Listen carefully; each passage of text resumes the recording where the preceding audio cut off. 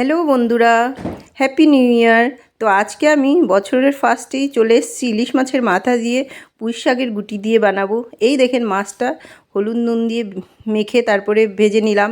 এবার একটা কুচানো পেঁয়াজ দিয়েছি তেলের মধ্যে, আর এই যে পুঁই শাকের গুটিগুলো দিয়েছি এখানে ঢেলে দিলাম।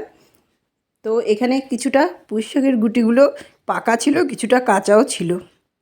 তো আমি একসাথেই মিলে এটা বানাচ্ছি আর কি।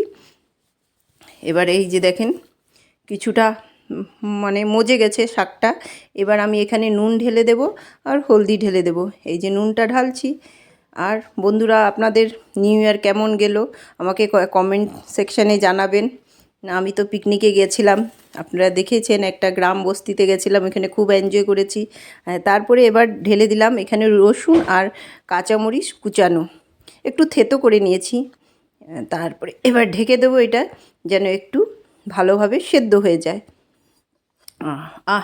খুবই ভালো সেন্ট আসছে।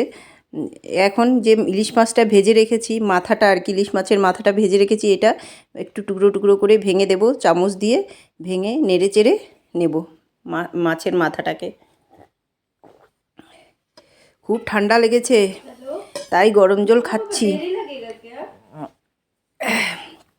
এই যে বন্ধুরা দেখেন কালারটা লাল লাল হয়ে গেছে। এটা যখন ভাতের সঙ্গে মেখে খাবেন না, কি সুস্বাদু। কালারটাও দেখতে হেভি লাগে, দেখতে লাল লাল। তৈরি হয়ে গেছে। Bye bye.